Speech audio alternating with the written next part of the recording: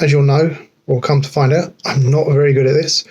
But I was excited about the Autoglym Polar Wash stuff, and I thought I'd give it a go. So if this is any good to you, all good. If not, just forget you ever saw this. I've got a poor old beat up S-Max that's seen better days, and we went away for Norfolk last week, and it was minging, to be honest. And I wanted to see with the Polar Blast wash and seal whether it would make a difference to it. And to be fair, I'm quite impressed. Hopefully you will be too. Thank you.